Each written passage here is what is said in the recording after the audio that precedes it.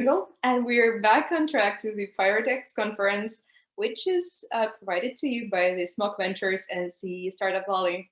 In case you haven't gotten to our Facebook group, please subscribe. And this conference and this panel will be dedicated by our managing partner, Diana Koziarska, on the topic where to look for the co-founders and angels. Diana, the floor is yours. Hi, everyone. Hi, I'm Diana, and welcome to our session on the looking for co-founders and early investors. And I'm Diana. I'm one of the founding partners of Smoke Ventures, early stage VC fund based in Poland. And with me, there are three fantastic guests today who will help with answering a few questions to help early stage startup founders to look for co-founders or early investors. So guys, let's start with quick introductions about yourself and your companies. So Anna, would you start? Sure. Thank you, Diana. So I'm Anna. I'm an ambassador of Pirate Summit for years. I love this event. And professionally, I'm a VC investor at Kaya VC. We are investing in early stage startups, sector agnostic. So we're basically looking for amazing teams and interesting products. And we're investing across Europe, but our strong focus is on CE. Yeah, thanks. Thank you, Anna. Tomek? Hey guys, I'm Tomek Karwatka. I used to be an entrepreneur. And from this year, I started running my own startup studio. So we are building e-commerce startup in e-commerce field. And the name of the company is Catch the Tornado. Thank you, Tomek. Vasya? Hi, everyone. I'm Vasya, and I'm one of the founders of Vibrate.com. We're a music analytics company. So we're basically doing for music what IMDb is doing for the movies. Okay, thank you, everyone. Okay, so let's go straight to the topic. I wanted to start with more general open questions. So let's imagine you're approached by the first-time founder. I think this is who is listening to us now today. So, and you're asked the question, how do I find a co-founder? I have the idea, I have the industry knowledge. Where do I start? Where do I go? So Anna, probably as a VC, there are many startup founders who come to you and they don't know how to go forward. But before you invest, you need to see more. So what would you say to that person? Well, one thing for sure, not everyone needs a co-founder. It's definitely easier for some to, sort of have a complementing skill sets and have each other's back. But some people are starting their entrepreneurial journey as single founders, and that's also okay. For a VC at early stage, what we're looking for is amazing founder that believes in what he's building or what she's building, rather than a team of co-founders. But if you feel that there is something lacking, that you need a support in certain part of your activities as a startup, that's definitely a suggestion that's where you should be looking for. I also mentor quite a lot of startups, and I sometimes suggest that you should think about your startup a bit like about marriage. You're going to be with this person for a long time, and you need to learn to work together and to a point live through this journey together.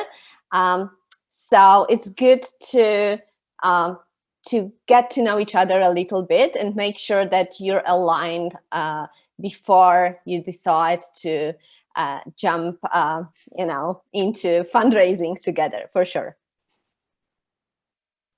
Definitely, I totally agree. So Tomek, as you are more venture building startups, so what's your take on that? Yeah, actually, this part really resonate with me. I think it's all about trust, to be honest.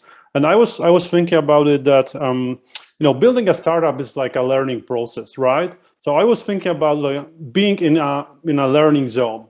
When you are in a learning zone, when you have psychological safety and the feeling of accountability, right? You need to achieve something.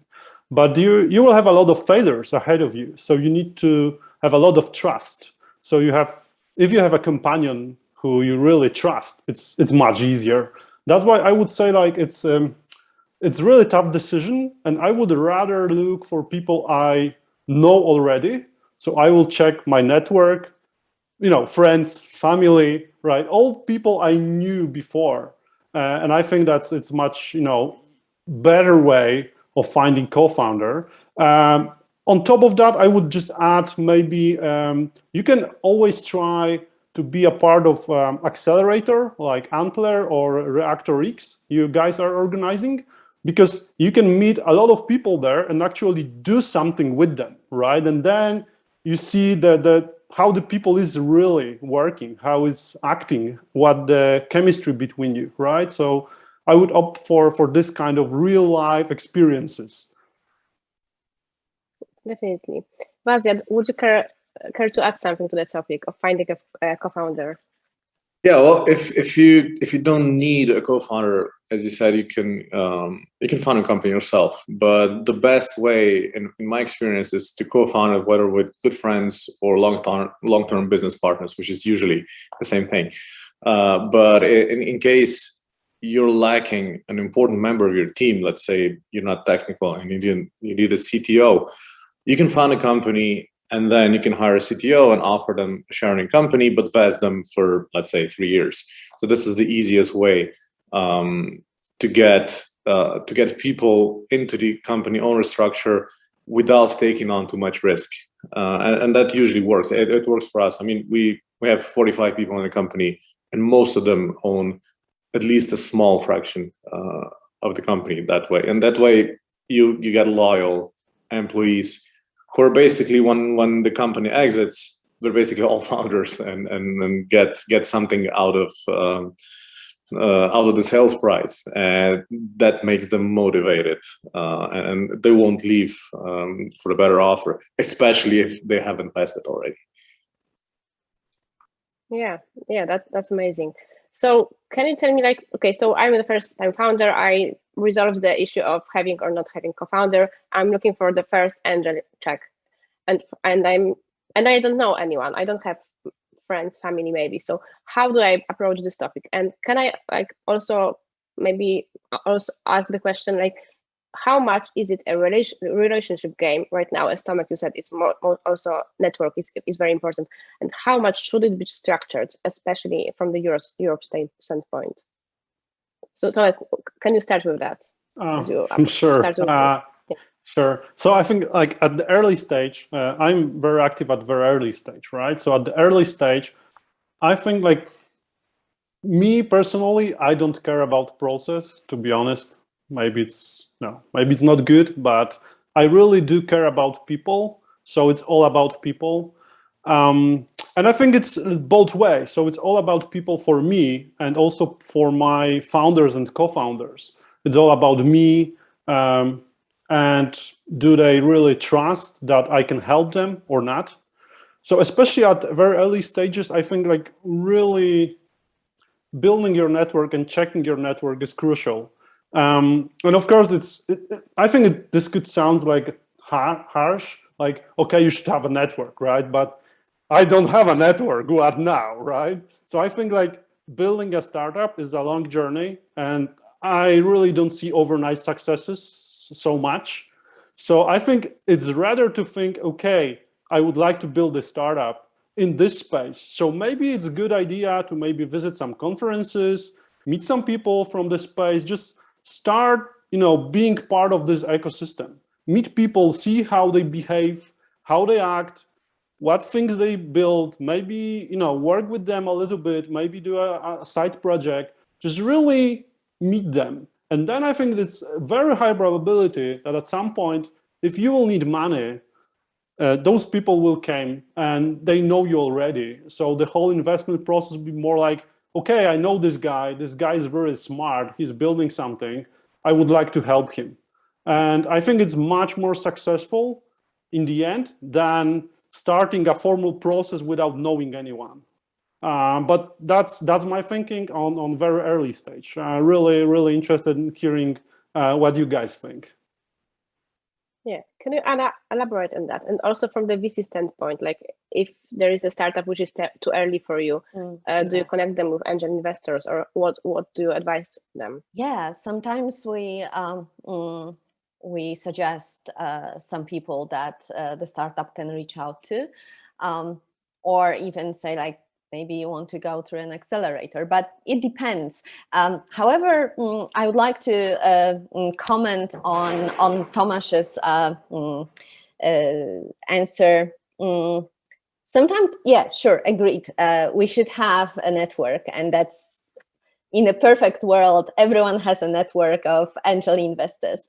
But unfortunately, it's not so easy, especially nowadays, to go to the conference and make those meaningful connections. I would say, if you are a founder, you're creating a product, and you are you would know who is important in your industry. And some of those individuals are also angel investors. Don't be afraid to reach out to them. You are supposed to be the biggest ambassador of the brand and of your product. So try to reach to your ideal angel investors. And especially at this early stage, this is a matter of having the right person next to you. So a person who can advise you and help you building this early stage startup, maybe also introducing you to VCs later on. And on female founders, I would say check your local business angels, angel investing groups, maybe even female angels.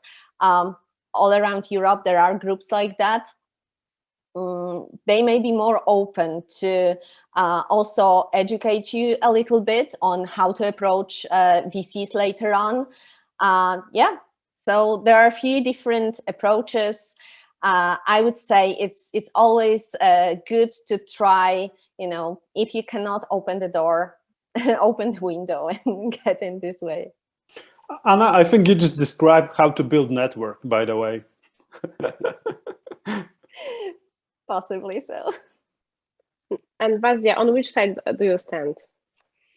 So yeah, I mean, you have to have a network, and it's hard to get one. If you don't have an existing one, you have to build one. So our story actually is that after we raised our angel round, we went to Silicon Valley. And me and my wife moved there for 4 months, trying to raise our Series A, which was hard without any network, because it's easy to be a famous startup in a small country such as Slovenia, but once you get to Silicon Valley, you are just one of the few, one of the many.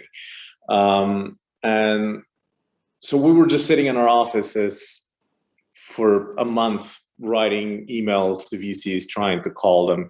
There was zero success. No one wouldn't listen to our pitch. So what we did is we went to Crunchbase. We printed out a list of VCs that have invested in companies similar to us, so in music companies and data companies. We rented a car and we just went around Palo Alto, Sand Hill Road, just crashing VC offices unannounced. We just came in and said, "Hi, we're Vibrate. This is our pitch."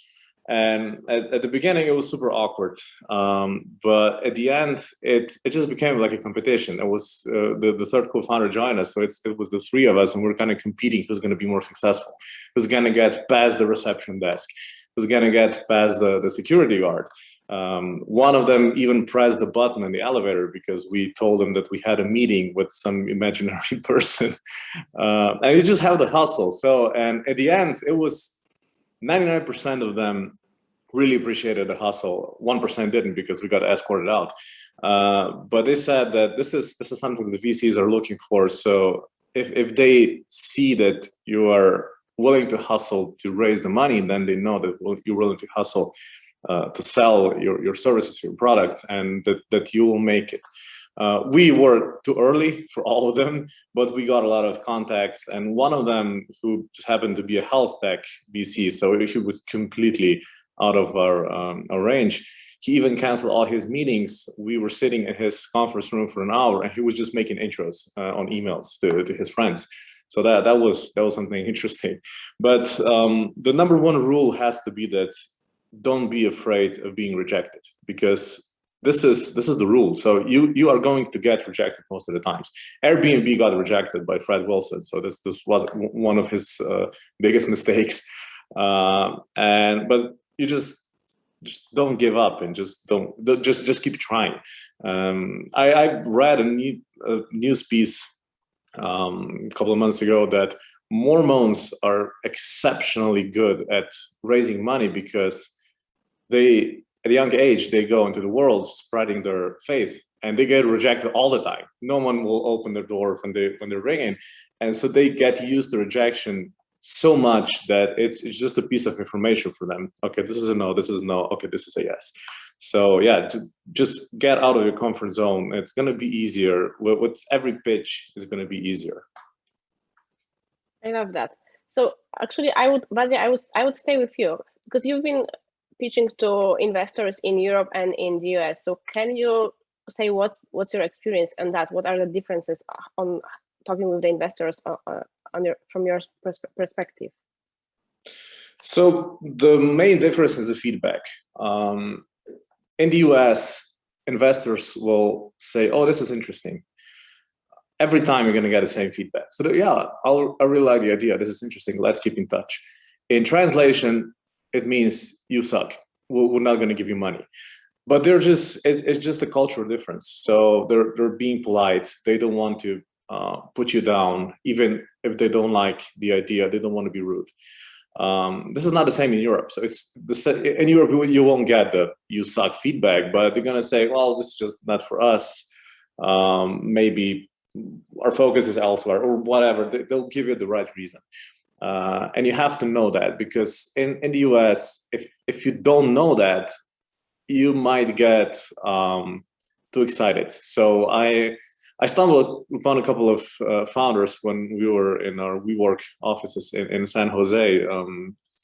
The entire accelerator was there, and they were super hyped. They said, well, they just arrived there and they didn't have this experience. So they said, well, everybody seemed to like our idea. So I'm pretty sure that we're going to raise in the next couple of weeks. And I asked, how do you know?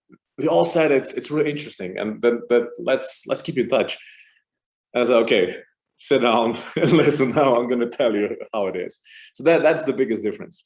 But other than that, I mean, the pitch is pretty much the same everywhere you go. You just have to nail it in your 3 minutes, and you won't get more than 3 minutes of their time.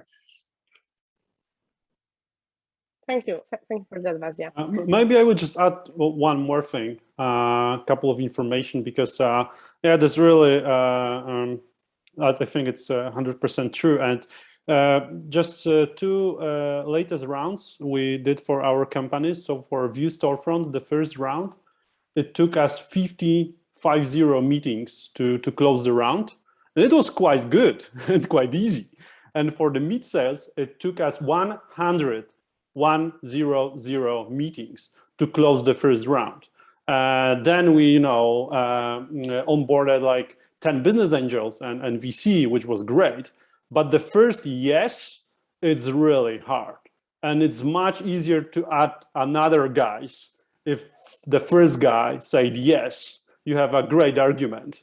So I would just say you need to stay optimistic and really trust in numbers. It's more like sales game, right? And it's all about, being persistent and just trying again and again. So 100% true what we just heard. Thank you, Tomek. I actually wanted to ask for that, so thank you. And actually, I would stay, Tomek, with you, because you have co-founded recently Catch the Tornado. It's so can you tell us more? How does it work? So what do I need to have as the founder? Do I have to have the idea for the startup? Do I have to have a team? How does the looking for funding work? So how much do you engage in that? Yeah, so with Catch the Tornado, we look for founders, and you can be solo founder. We'll help you find a co-founder, because we believe in co-founders a lot.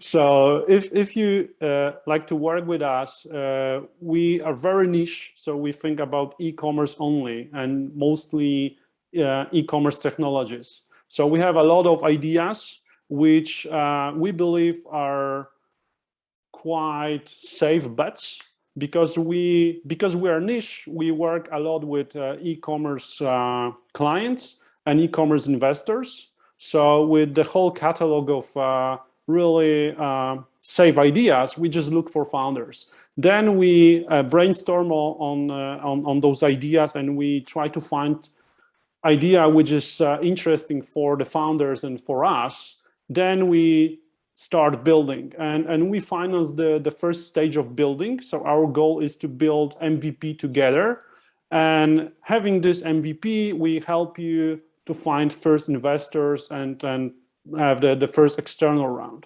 So basically we'll help you kickstart, and we'll help you with I think the toughest moment, because the toughest moment of starting company is to build something and try to sell it the first 5 times. And usually this is where the companies fail. And because we have a network, we will open doors for you. We will help you get this initial feedback. So that's our value for the founder. We are delivering. Okay, and Anna, can you tell us, as a VC, what's your take on investing in startups from venture builders? Sometimes it's tricky, but it's definitely not something that will. So if we believe in the founder or the founders, and if we believe in the product, it will not stop us investing, as long as we see that the founders really have a stake in the game. Because sometimes venture building studios are having founders that don't own enough. So that is actually, that may be a red flag for us. But if the founders are being supported and everything, actually, if the processes are right and the cap table looks reasonable, then why not? In the end, we are looking for future unicorns and decacorns, and we try to look at all different startups, and it doesn't really matter how they started. I think it's really important what you just said about cap table, right? And for people who are listening to us, I think it's super important to be aware that if you start differently than expected, then you will be in trouble, right? So the right cap table from the beginning is really important, and this could be a really like a deal breaker for VCs, even if your company is great, right? So especially because of that, you need to be really aware.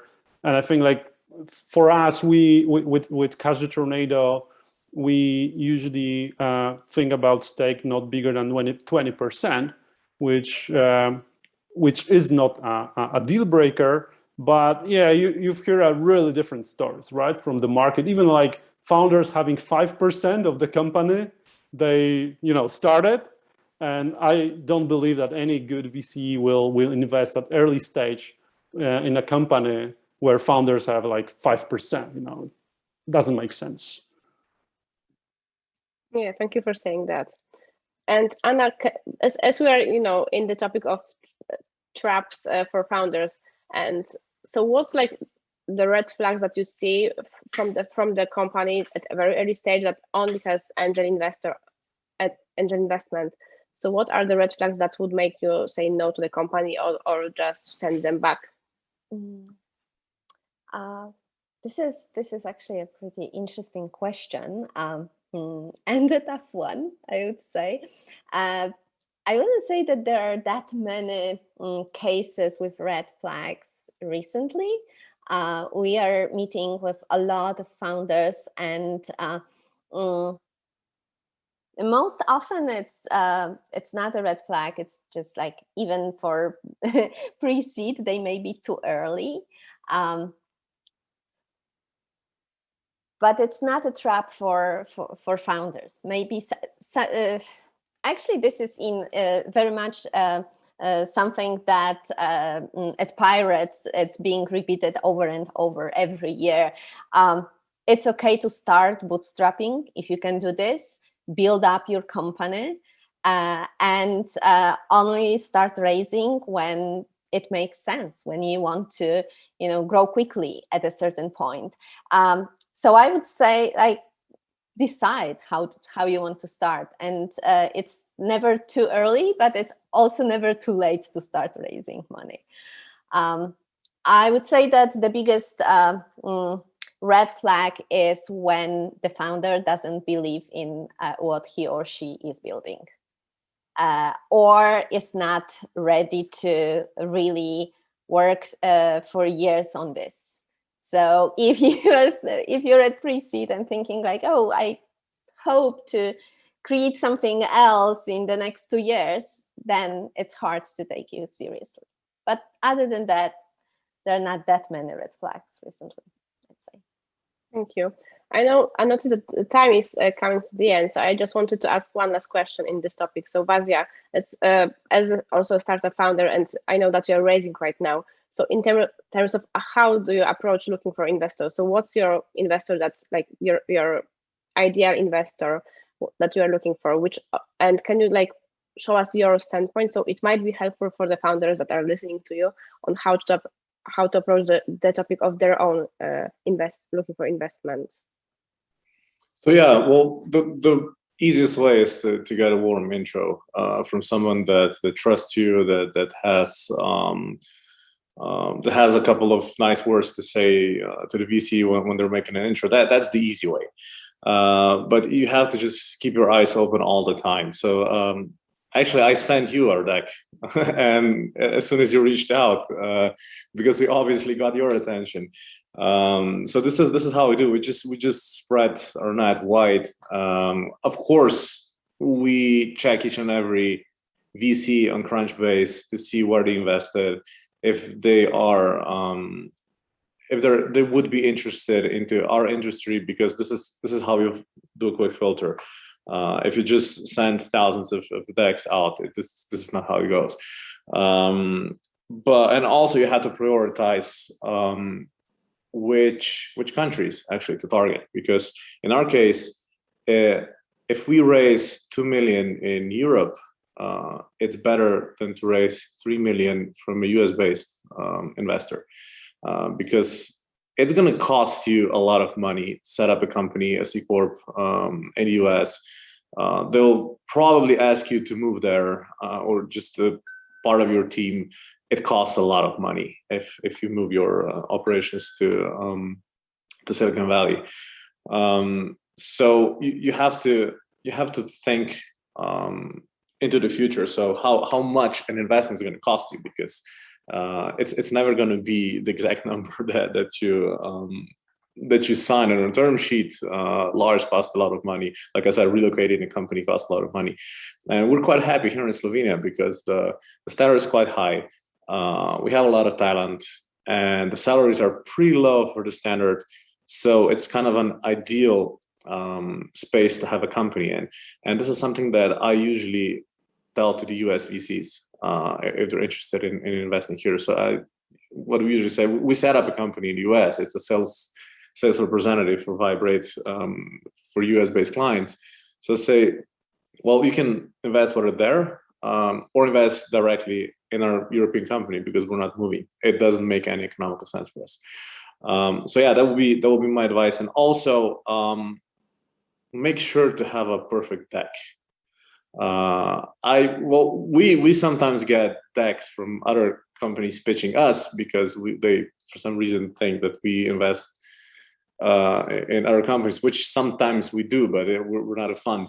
And there's nothing. We were talking about red flags. There's not a bigger red flag than a sloppy deck full of mistakes, horribly designed, because this tells you a lot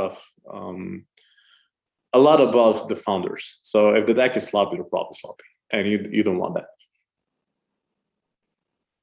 Thank you for that. Okay, so as we need to finish up, the time is up. Do you have any final remarks, advices to the first-time founders that you want to share?